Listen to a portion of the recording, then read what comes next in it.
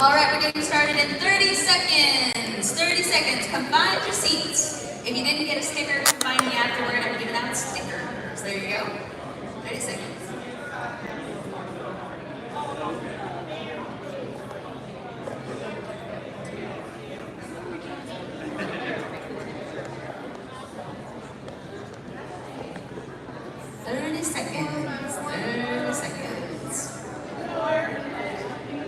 And you're like, didn't you just say 30 seconds? And I'm like, this is my time.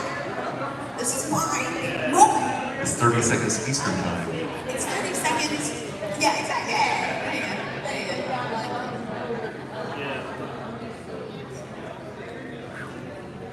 All right.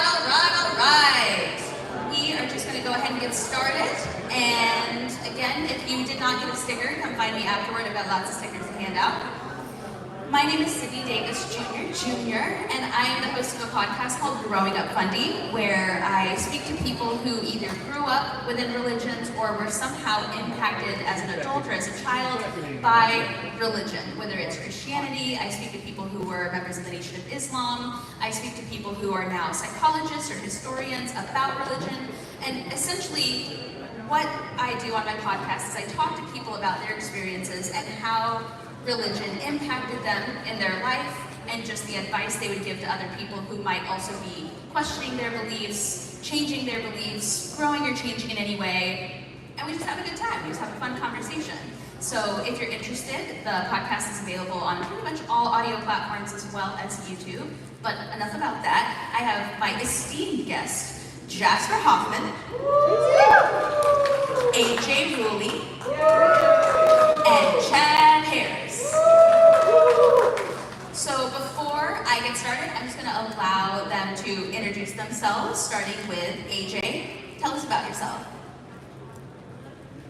So my name is AJ. I did not grow up funny, okay, like my fellow panelists.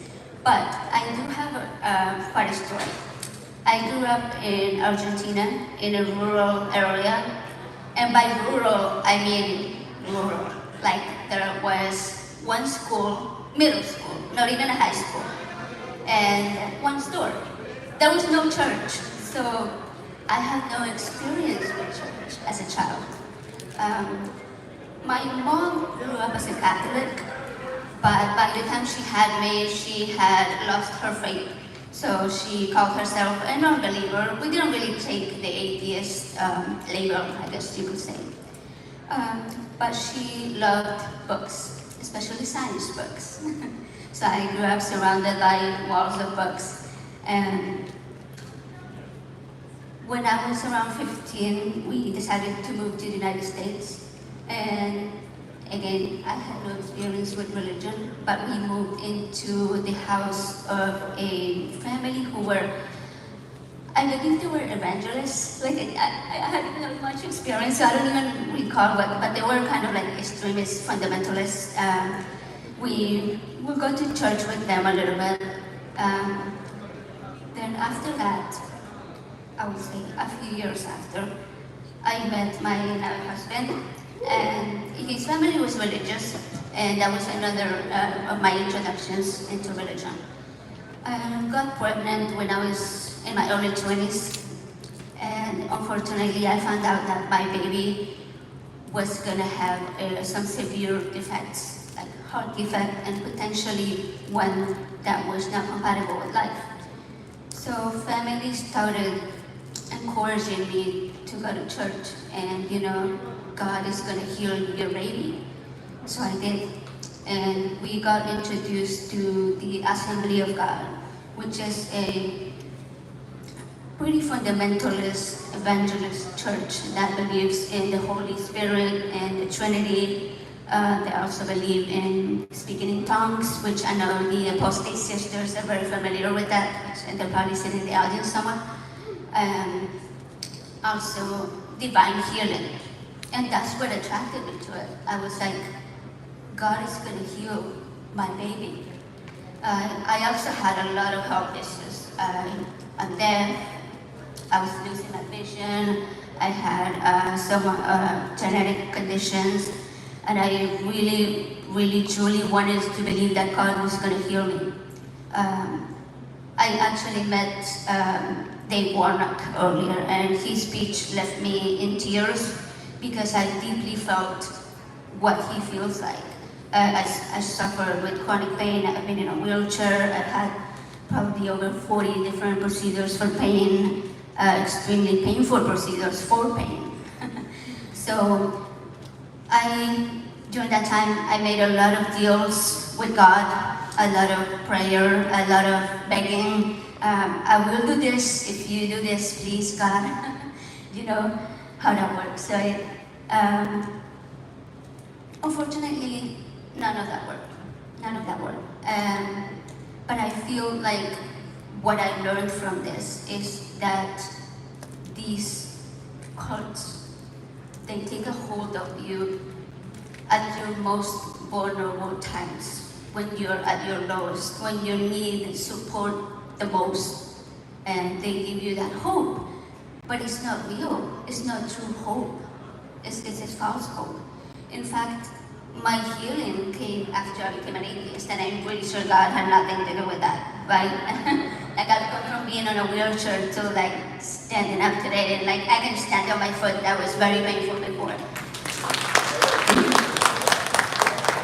And also, one of the reasons that I got out of religion was my baby that was born with all of these conditions. My child had had 2 open heart surgeries, and my baby is now right over there, my 14-year-old baby. No thanks to God, no thanks to God. Science is thanks to science. So I just want to say to anyone that may still be in there, in this position, you are not weak. The world is not broken. Does this look like a broken world right here? No, it does not, right? So, Thank you, AJ. AJ, everybody. There will be time at the end for questions for our guests regarding anything that you hear. I have to say that. All right, Chad Harris, hit us with it. Okay, well, I am Chad Harris, and I was born into an independent fundamental Baptist preacher's home. The IFB thought that the Southern Baptists were too liberal. That's how into it we were. When I was about 7 or 8, my mom's OBGYN convinced her to get into the Quiverful movement, which was a movement designed for women to have as many children as possible to send out Christian soldiers into the world. And from there, they joined a cult called the Institute in Basic Life Principles, or IBLP, run by a man named Bill Gothard. It was the same cult that the Duggars of X-Teen Kids and Counting were part of. I was homeschooled in that cult from age 7 until I graduated, and it took a lot of learning as an adult to get out of it, to get out of the brainwashing. I left fundamentalism when I was in my early 20s, and I left Christianity not too long after that in 2016. So ever since then, I've been trying to make it my mission to reach out to people who are still in fundamentalism, to see to the death of IBLP, which they're still around, but slowly they're dying.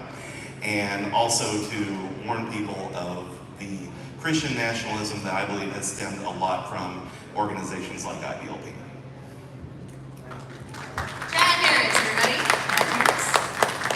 Jasper Hoffman. Hello, everybody. My name is Jasper Hoffman. I was raised by an atheist mother who converted into Christianity whenever I was 9 years old in 3rd grade. I come from Northern California, where there was a very large homeschool movement in the early 1990s, and I was a product of that. So I went from being raised relatively secular to going into the fundy. I oftentimes say I brought the fun to the fundy, and I can put the U in cult. So my family didn't stop there, and they actually went into conservative Mennonite churches. So I was pulled out of public school at the end of 3rd grade, and that was pretty much the end of my formal education. I then was homeschooled, went to Mennonite school through 9th grade, became a member of the Eastern Pennsylvania Mennonite Church, and was denied an education because I was a female, and denied human rights. I left whenever I was 18. I fought to get my GED. I lived in government housing. I was on food stamps. I am a single mom. I worked 4 jobs, and I was determined to let everybody know how hard it is to leave high control, high demand religion. It is incredibly hard, and I made it look good. Because if you were the oldest daughter and you grew up in cults, you know it's all about appearances. So it doesn't matter how dysfunctional things are on the inside, as long as it looks good. But in 2018, I decided that I was done living that facade, and I started a podcast called the Plain People's Podcast. And it was the first podcast to ever talk about what it's like to leave the Amish, Mennonite, and Anabaptist churches. Through that, I uncovered the massive amounts of abuse that were happening, and so I'm very well known now for speaking out on abuse that's happening. I go back into the communities. I'm currently an informant for the Bureau of Criminal Investigations and working with Homeland Security. I go back in and work with Amish communities and helping women create safety plans to be able to navigate what it is like staying in high control, high demand religion, because it is hard to leave. So that's a little about me. A few moments ago, there was an exchange I overheard that just really highlighted why I love events like this. You were talking to somebody and you said, "Oh, what kind of Mennonite were you?" And I love that we all get together and it's like, "Oh, what flavor? Like what flavor? Were you like the spicy kind or like the not allowed to wear makeup kind?" Like, and I love that those kind of conversations we can have on this side of these experiences. And I just thought that was really lovely. I always say that it's like lasagna. All of us that have grown up in cults and high demand, high control, it is pretty much the same ingredients. Everybody has their own family recipe, and it has a little bit of different spice to it. It's the same shit. And they all agree that women suck. Like the one thing they all have in common is like pork. It's like, we can't catch a break. And this is when I announce my cult that I'm going to stop. So what I'm going to do is I'm going to ask a question, and the guests are each going to get an independent opportunity to answer the questions, and then at the very end, I'm going to ask you guys what questions you have for our guests. So the first question is, what was your first indication that something wasn't right? And you can go anywhere. So to set the stage, my family were missionaries to the Netherlands and Belgium for my entire teenage years. And when we came back to the States, I had just graduated high school, and my parents thought it was a good idea to go ahead and just kick me out to the world and say, "Okay, figure it out from here with your homeschooled education." So I ended up working for a church in Natchez, Mississippi as a minister of music. And it was a struggling church. It was a very small congregation, and they had just gone through the death of their longtime pastor. And the pastor they called was a very, very young man. He was very idealistic, full of like this fervor. It was, of course, an IFB church. And within a year of me working for him, his wife left him and filed charges of abuse against him. This actually hit the local paper. He resigned the church, and the church set about trying to find a new pastor. But then a month later, he came back with his wife in tow saying, "Actually, it was just a big mistake. Everything's okay. I want to be pastor again." And the church bought it. Come to find out, this had actually happened at a previous church he had pastored as well. Same scenario. And my dad, who was, kind of involved at the time, I told him about it, and I said, "This just doesn't seem right to me." He said, "Well, yeah, these things happen sometimes, but it's best not to talk about it because that's his ministry, that's what God would have him do. So even though it's not right, we just let God work it out." And I said, that doesn't sound right. Then after that, I started looking into a lot of other leaders who we followed as a family in fundamentalism. And I found out that a lot of those preachers had charges of abuse in their past, or even worse, charges of molestation, or covering it up. And I approached my dad about that too, some of whom were, people that he had studied under. And he said, "Well, yeah, but you can't verify everything, and it's best to just not talk about it." Then Bill Gothard himself, the leader of IBLP, had charges brought against him by at least 13 women who said that he had molested them while working at his headquarters. And that shattered my whole world, because that wasn't just my beliefs, that was my education. And I approached my dad about it and I said, Dad, what's up with this? I said, all these people and now Bill Gothard. I said, something is wrong. He said, well, you know, yeah, things happen, but you know, you can't control it and you just move on. And I said, Dad, that was the wrong answer. The answer was supposed to be, I didn't know. The fact that you knew and you wouldn't say anything about it, that's wrong. I said, I didn't sign up to hurt people, and people are being hurt. I'm out.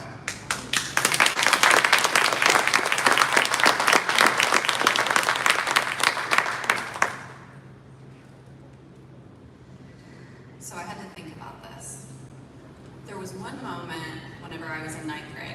I went to Mennonite school through 9th grade. They wouldn't let me come back for 10th. But I went into the library, and all of our reading material had to be approved by the ministry, anything that we read.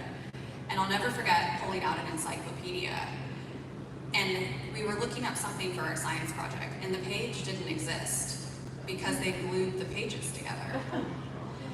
And not only did they glue the pages together, they then took a black Sharpie permanent marker and marked out anything. And so I started pulling out encyclopedias and realizing that anything that had to do with biology, psychology, or science was not available for us. And I went home and told my parents, because I had grown up outside of this at least through 3rd grade and knew that, you know, science existed. And that was like the indicator of like, this is crazy. But to answer the real question of, it took a long time to realize that I wasn't the problem, because these cults make you the problem. And so really it wasn't until people started speaking out collectively through my podcast where I recognized that I wasn't the problem. There was a big problem, and they were putting it all on us so that, to deflect from the fact that what they were running was organized crime. So for me, probably 2018 was when I really realized that.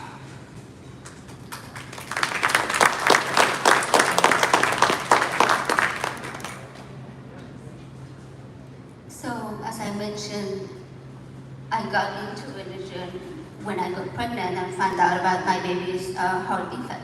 So their first heart surgery was when they were 11 weeks old, just a little baby. And we will just sit there and pray over for healing and, you know, guide the doctor's hands. And my baby was still in pain, a lot of pain. And that was painful for me. But I continued to believe and to beg and to hope for a better outcome, for complete healing, for not needing another surgery. In 2020, right during COVID, we found out that my kid needed another heart surgery. And this was a lot later. They were about 8 or 9 years old. And it was brutal. It was torture for both of us, I think. But more so for my kid, because they were so much more aware of everything that was going on. So sitting by their bedside, holding their hands, they were not even able to speak because they were in so much pain from the surgeries. I could not ever bring myself to out loud pray for them. I was like, no, there is something wrong here. There is no benevolent God that will allow this much suffering on a child. And no women, they would not allow this much suffering for a child. Because of what? Because it was my fault? Because it was Adam and Eve's fault? Right? And this was a time where I started questioning and realizing that all of this was make-believe. And the real heroes here were the surgeons and the nurses and everybody that came to support us. And that was the real hero right there, right? And so yeah, that's when I was like, something is wrong, and yeah, I snapped out of it.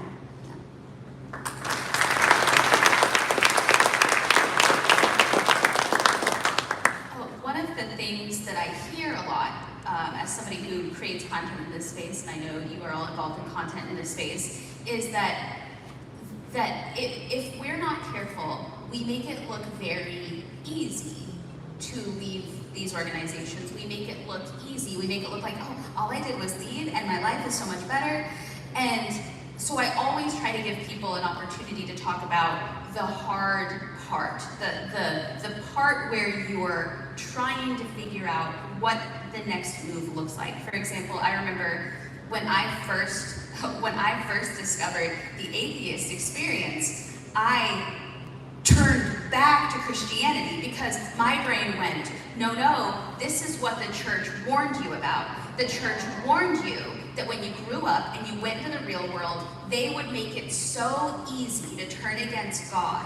And this is when they warned me that it's actually my job to have the willpower and to have the ability to say no. Like, yes, that looks like fun. Yeah, that makes a little sense. Like, of course the devil makes sense, you know? And so I remember there was like 3 years there where I knew against my better judgment that the thoughts I was having were genuine, legitimate questions, but I was so afraid that that was the devil making a lot of sense, just like they'd always warned me he would.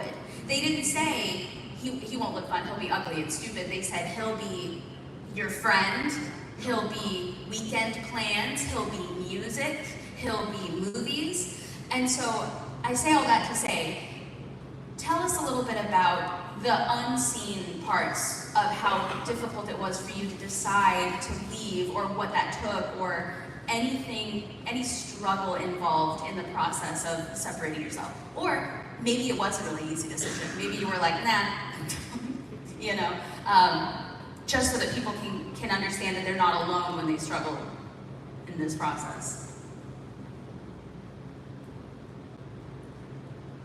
For me, I think one of the hardest parts was, where do I now find the hope, right, that I had before? And we can still find that in community, in the people that come and walk this journey with us as well. Everybody that I have met so far hasn't had an easy time coming out of religion. Like, I actually haven't met anyone that's been like, oh yeah, you know, it was just like an overnight thing, like one day into the next. No. Family alienating you because you're now a heathen, and you know,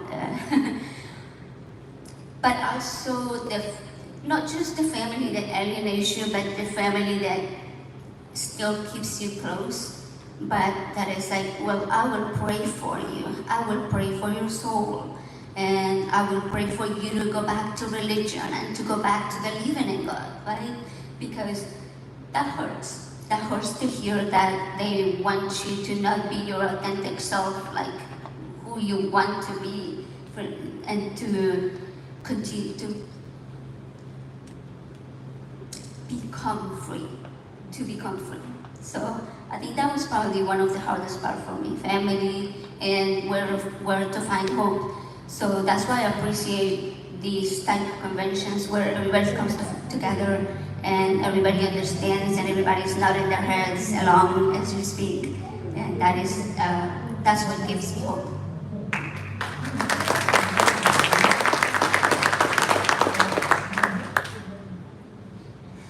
So for me, the struggle in leaving was the fact that I really didn't want to.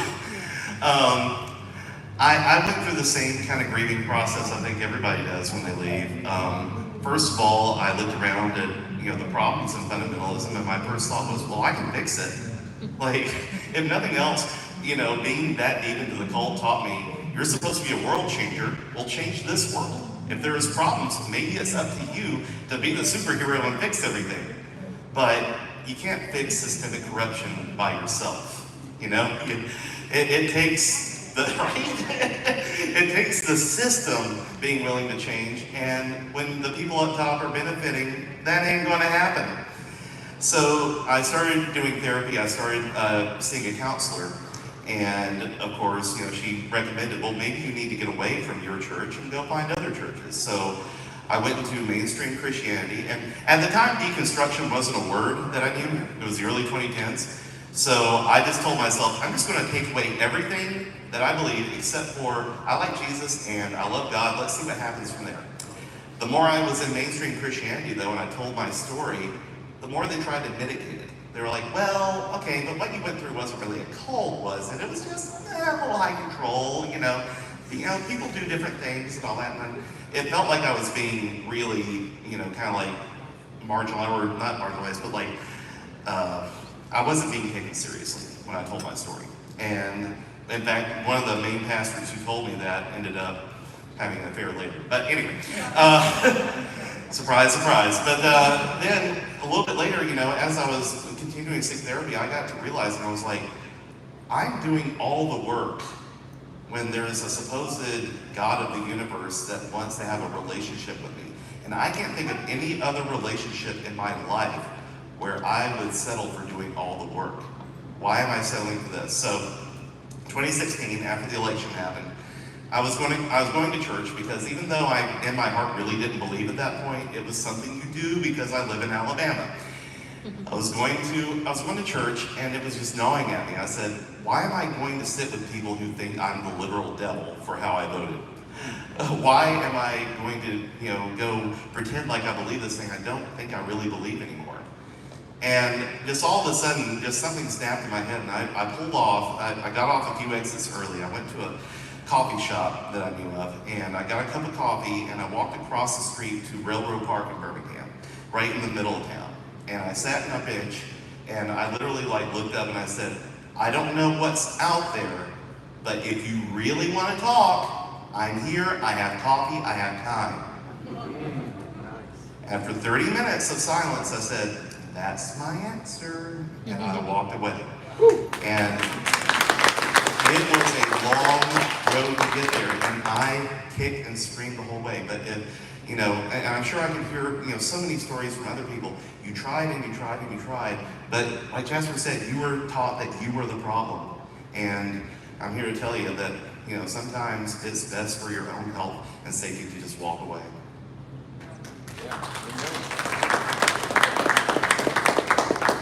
How much time do we have?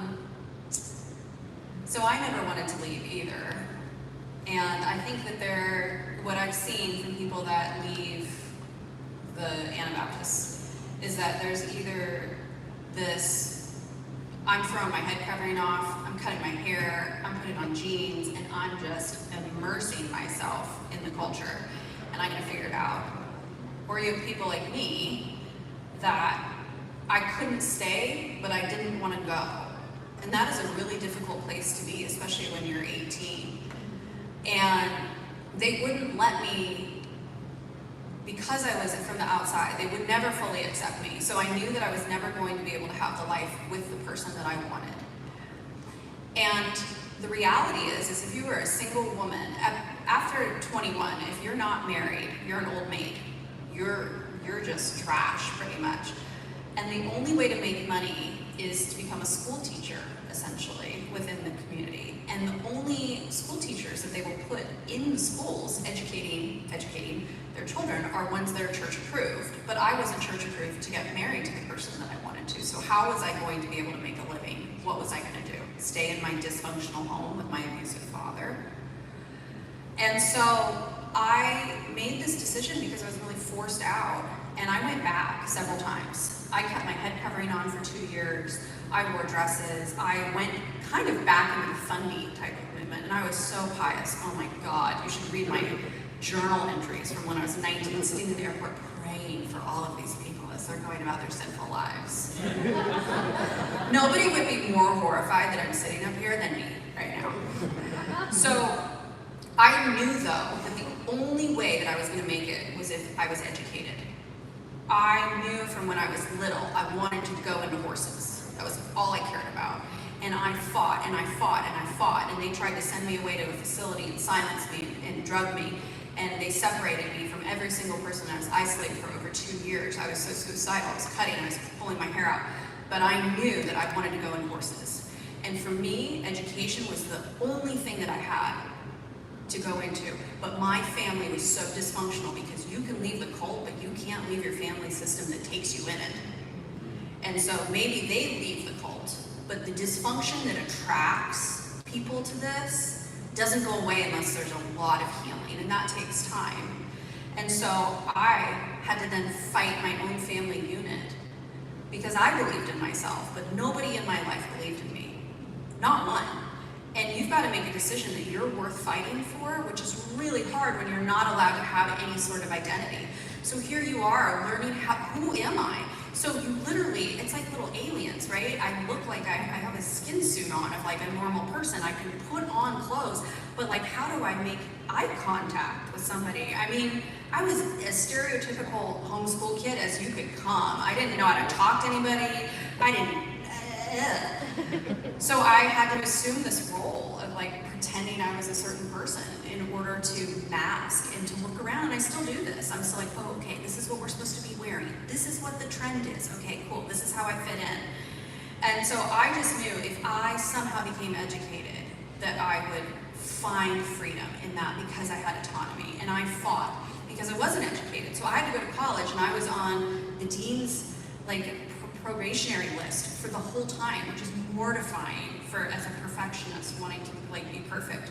But it's because I had to go to college to learn what math was and then retake the class to figure out how to use that math for genetics. And then I had to take genetics the third time to actually pass the class so that way I could get my degree. And so you just gotta do it. I mean, and nobody believed in me, nobody. And it got to a point where then I didn't talk to my family for 9 years. I had to cut them out of my life because I was raising a child and I didn't want her to be in that level of dysfunction. And so you gotta be able to just walk that road, and it sucks, man. It sucks. But it gets better. And then all of a sudden you start gravitating towards people that are supportive. You learn what kindness is. You learn how to not shy away from that, or to look at somebody and be like, why are you being nice? What do you want from me? Who are you going to turn me into? And so I think time really also helps. And like we're talking 20 years, really. So that's for me.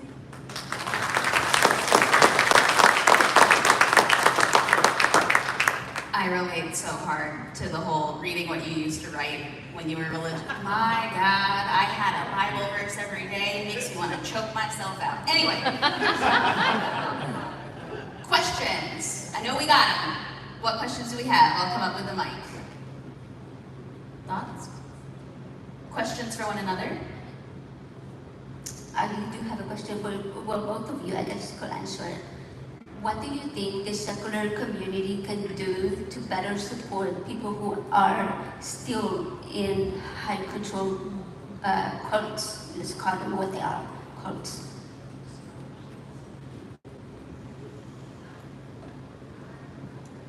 Not trying to extract them out of their community. For me, when I talk to people and they hear about what I do, the first thing is, oh, we want to help. How do we help these women escape? And I'm like, to what? This dumpster fire? Are you kidding me? Like, it is so hard to like function. And I'm like, it's not all that in a bag of chips out here. The better question is how can we support them where they're at right now and create safety? And so I think learning that it's like we have to put our own, like we know that they need to like get out, right? Or maybe not. I don't know, we're not the experts on them. They are. And so I think really truly supporting them where they're at and not having an agenda, but being like, how can we keep you safe in this moment? And then that safety, how can we walk along with you through that and without any strings attached? Yes. Yes. Yes.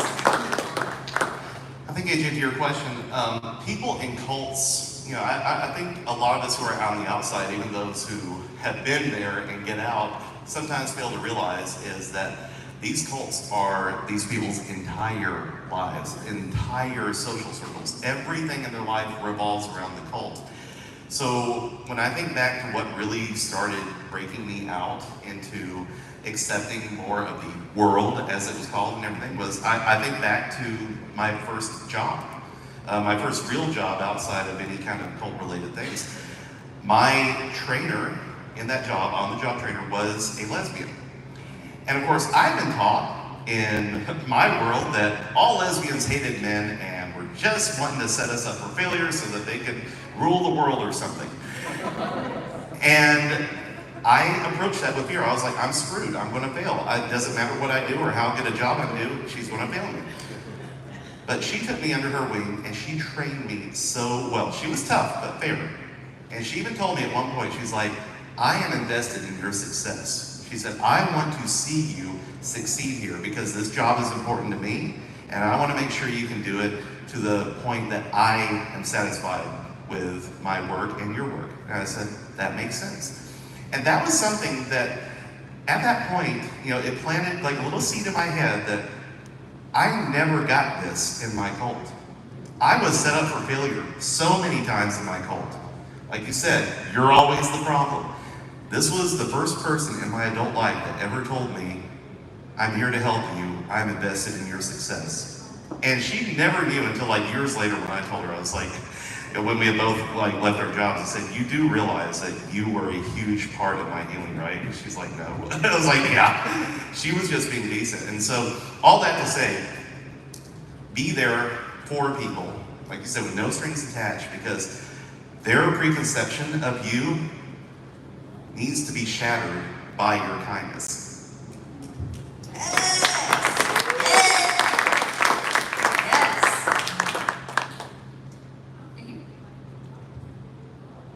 Chad, when you told your dad, I'm out of here, what was his reaction? It was loud. We were in the family double wide trailer. Yeah. We've all lived there. And he was stomping around the house. He was, I'll never forget, because this was the game he and Mom would play sometimes. Mom was over there on the couch sobbing, and he was like, look at what you're doing to your mother. And I looked at her and I said, Mom, that doesn't work anymore. Oh, wow. I said, yeah, you need to stop. And she immediately stopped. And I was like, oh my God, all these years, that's all I had to do? Gentle parenting your parents. Yeah. But eventually, like, he was yelling, he was saying I was possessed by the devil or whatever. I had been reading him some verses, trying to convince him that the KJV had taught us all wrong, King James Version of the Bible. And I was reading another translation, and he was stomping around saying, get that, devilish stuff out of my house. And I finally said, you know what? If you're not going to listen, I'm leaving. Call me when you can have a discussion like an adult. He called me later and left a message saying, son, okay, just don't ever talk about what you believe when you're under my roof. Now, he never reciprocated. He would always try to apologize whenever I came over, but yeah, that's pretty much how it ended, and that's unfortunately kind of where our relationship stagnated. So kind of leading into that, my question is a two-parter.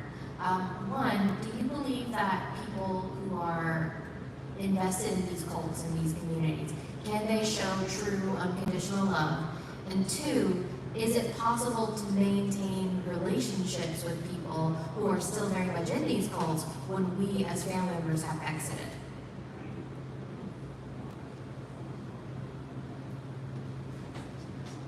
Oh, who's supposed to answer that? Because I have thoughts. The second part, how do we maintain? I think that it's not a blanket statement because it's individual. Like as much as there can be individuality within this, so I see this working within the Amish Mennonite communities, right? They're in it and they want to stay in it. And so I don't come in with an expectation. I try to be me as congruently as I can. And they respect that. But not everybody does. But that's okay, it's not for them. So I think the biggest thing is the focus needs to be on our own integrity and how we show up and how you show up for them.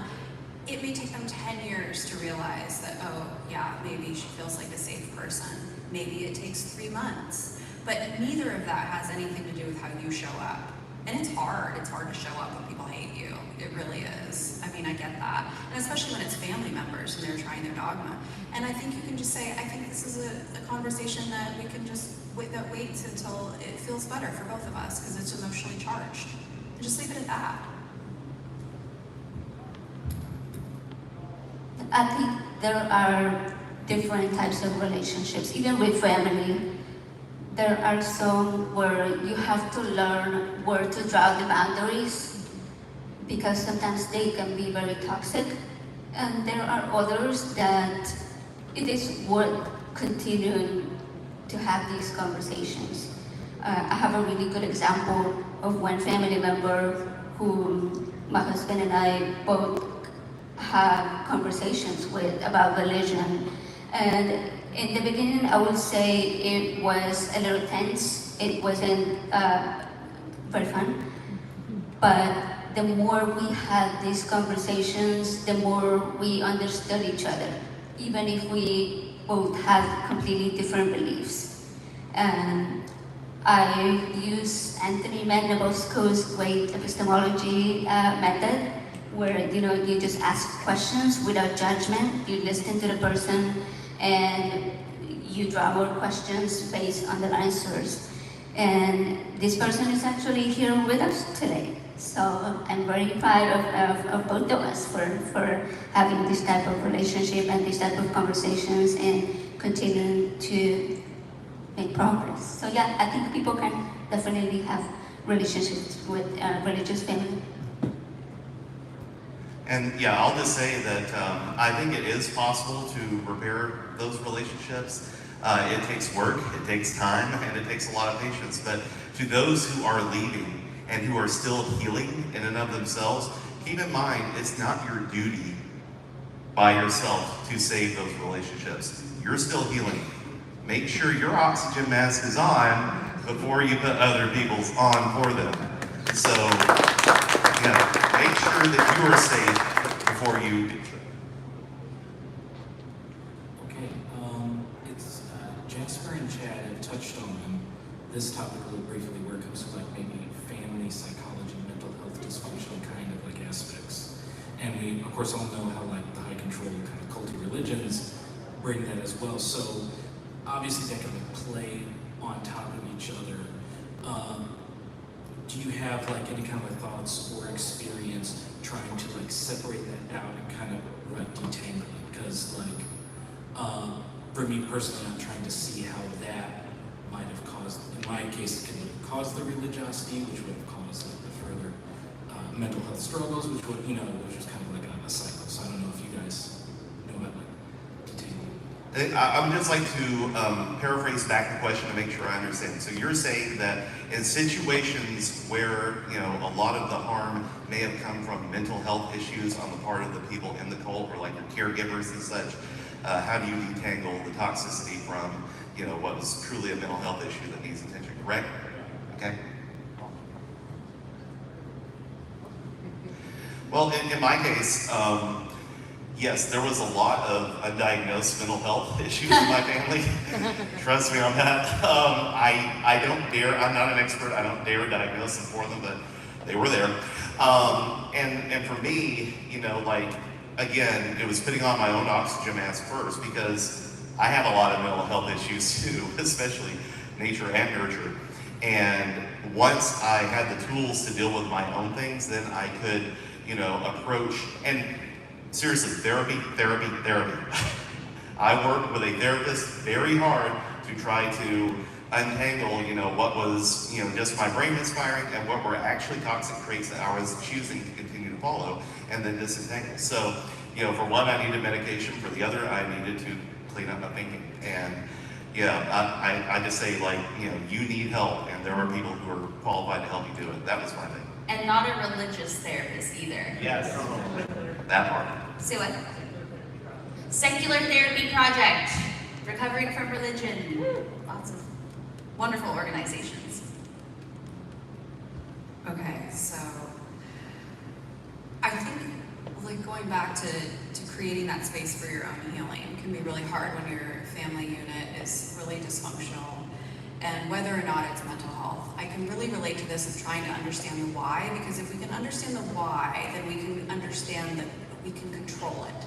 We can then put the pieces together and say, okay, because of A, B, C, this happened to me, and it makes it feel manageable when you grow up in a lot of chaos. At least it did for me. And so I couldn't find a therapist that could understand what I had gone through, and I stopped. I did not go to therapy because I would end up having to educate the therapist on every single thing that was coming up. It was exhausting, and I was just like, so I went into the psychology books and a lot of those things, so I really self-taught. And what I recognized is in that distance that I had to untangle myself from my family for 9 years. And I started looking at them as people instead of my parents. And it helped a little bit because I could see the patterns then and be like, oh, okay, so this was probably happening and this is why this happened. And it's really difficult because it's like there is that aspect where it makes sense. And what can happen though is when you do that is you can talk yourself out of the emotions and betrayal of that your family would do that to you. And that's what I experienced, where it's like really easy to just psychoanalyze and be like, oh yeah, well of course they would join this cult because they didn't have structure and they were looking to this and this. That doesn't mean that they didn't create a lot of harm in the process. So for anybody that is doing that, I think it's great. And don't bypass your own lived experience in that trying to understand your parents. Make sure that you still honor your own healing for whatever fucked upness that you went through. Yes, and just to kind of piggyback, I think something that a lot of people run into, which is really unfortunate and really horrible, is when they have known mental health issues and their family makes that the problem. Like, you're feeling this way because you're mentally ill. You know you're mentally ill. You literally take medicine. How are you not seeing this is the mental ill? We're not mentally ill. We don't have this issue. Two things can be true at once. You can have a mental illness and you can see the signs of an issue when there are one. So if you are somebody who struggles with mental illness and is also struggling with your faith, those two things do not have to go together. And if you really think about it, you might be harming your mental illness even more by continuing to be involved in some of these high control environments. So it's not the flex they think it is, you know? Also, I've never been more atheist than when I got subscribed ADHD medications. So anyway, I went from deconverting to deconverting and doing something about it. Yeah, I don't know that. Any final thoughts? Final words? Yeah, I wanted to add to something that Jasper said earlier about education. I think is one of the most important things to help people come out of religion. For me, I learned to love, and I sucked at science when I was in high school, okay?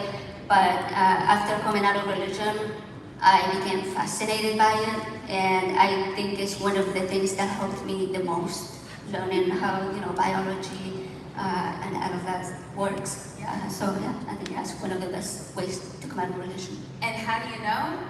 Because that's the first thing they get rid of. Yes. That's the first thing. I had a religious mom come up to me once after a live conversation, and she said, "What were the first signs that you were doubting your faith?" And her daughter was standing right next to her, and I was like, "I know, you're asking me to try and." So I just said, answer all of her questions and always let her research. And I said that in front of the daughter. I said, if she ever has a question, let her do research and let her come to her own conclusions. So I'm not about to brainwash nobody today. So if our guests were interested in hearing more from you or seeing your work or following you anywhere on social media, where can they find additional work from you? Thank you.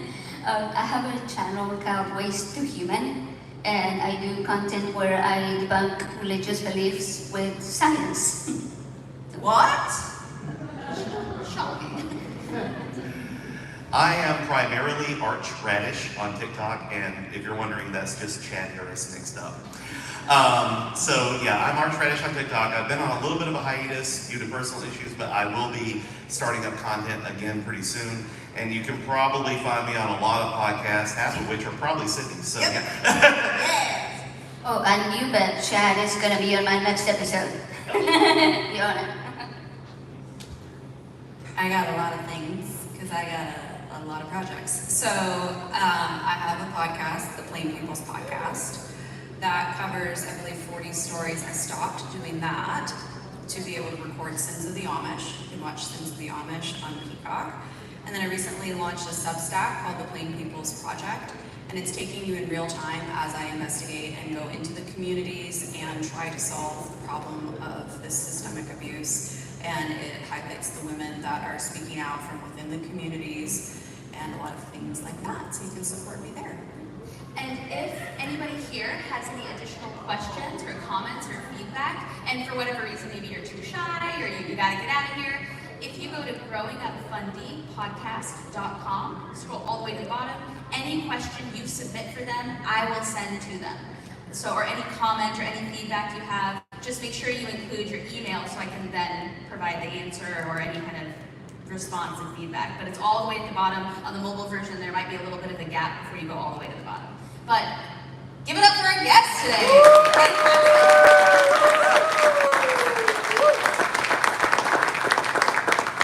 Dear friends, this is the only time I'm going to tell you to, as you go out of these doors, when these doors open, to not stop at the sponsor tables. Go all the way outside to the front of the lobby of the hotel for the group picture. It's the only time I'm going to tell you not to stop at those tables, otherwise stop. Thank you. See you later. You need it better, man.